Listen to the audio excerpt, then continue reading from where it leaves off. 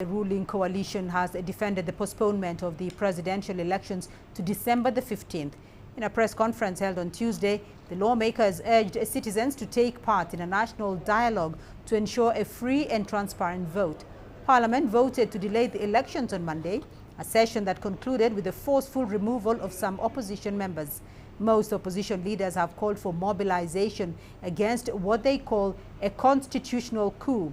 The vote by lawmakers opens up a phase of uncertainty on what the future holds for the country's electoral process.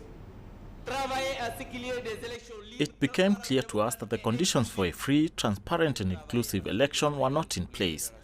That's why we decided to once again support this initiative, which led to the vote on the law postponing the presidential election to December 15, 2024.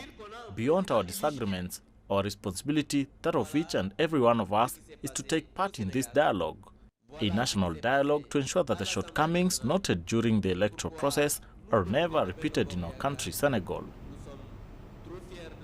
Deji Bajimosi is joining us now live from Lagos in Nigeria. Deji, the West African Regional Bloc has urged Senegal to urgently restore the electoral timetable after the postponement of a presidential election originally slated for this month. What can you tell us about this, and just how much leeway does ECOWAS have on this matter?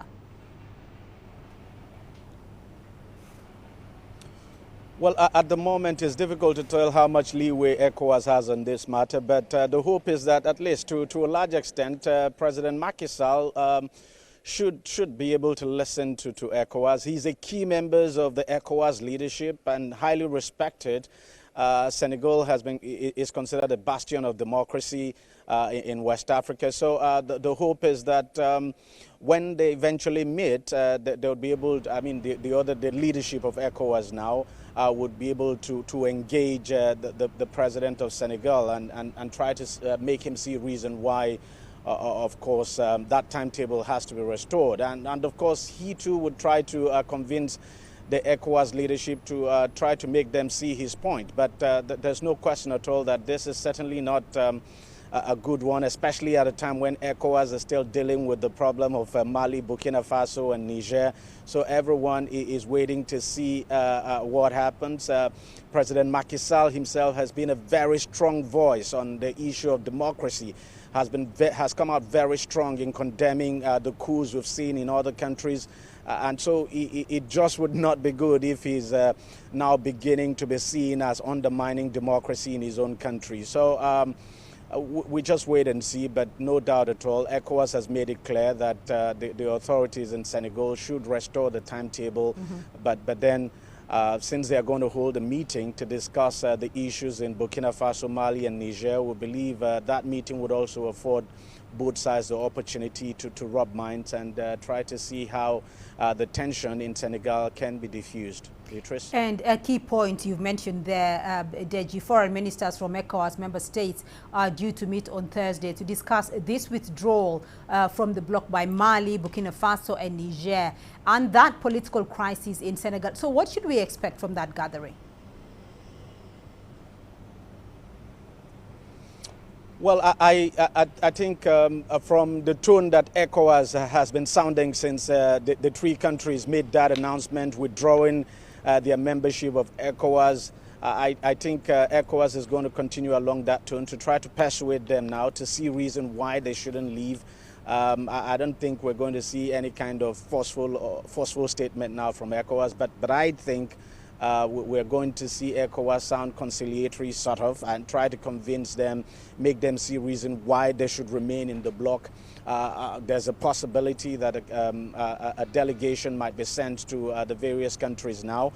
Remember, before now, the president of Togo, President Nasingbe, has actually been meeting with the leadership of these three countries now to convince them to cooperate with ECOWAS and come up with a transition program that is acceptable to ECOWAS and acceptable to their people to hand over power. So, of course, the leadership of ECOWAS would hear from the president of Togo, And as I said, there is a chance that another committee or a delegation might be sent to these various countries now to try to convince the military leadership to see a reason why they shouldn't leave, and that it just would not make sense for them to break away from ECOWAS at this time. But then we just have to wait and see how that meeting goes. But obviously, I think ECOWAS would try to convince these three countries not to leave. All right, Deji Badimosi joining us there from Lagos. Well, we earlier spoke with Suleimani Niang, a political analyst based in Dakar, about the current political situation in the country. Here is what he had to say. It is a slap on the face of this country that prided itself for being one of the most democratic countries in West Africa, in ECOWAS, along with Cabo Verde, in a certain extent, Benin, delaying a presidential election, because previously we delayed other sorts of elections, but it's the first time that we delay a presidential election. And it is a blow in the stomach of this country. It is a scar on the face and a blow on the good name of this country that used to be a very famous country in terms of, respecting the electoral calendar, which is one of the marks of democracy. You need to hold elections on schedule and make them inclusive.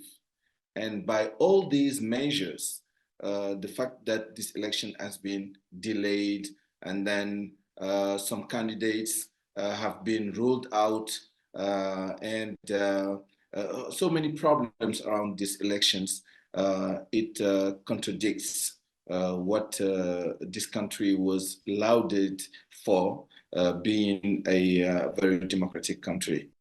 Actually, he did not say that he would run for the next election. So we hope that he will keep his word and restrict himself from participating in the next election. We don't know yet if he will keep his word, but we hope so.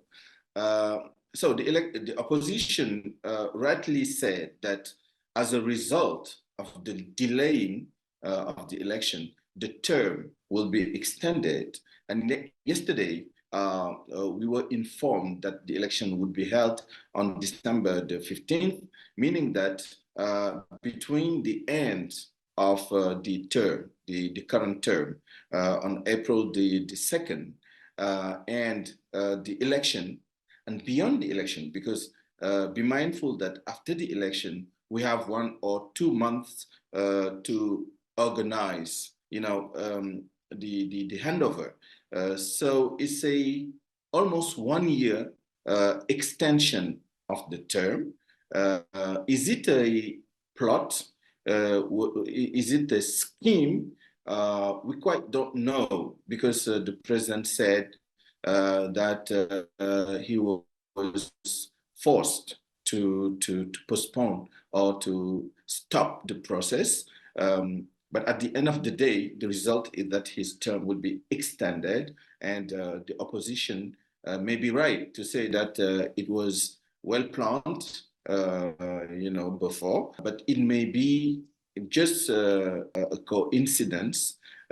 We quite don't know. We have to just trust everybody on their words, the opposition and the president himself.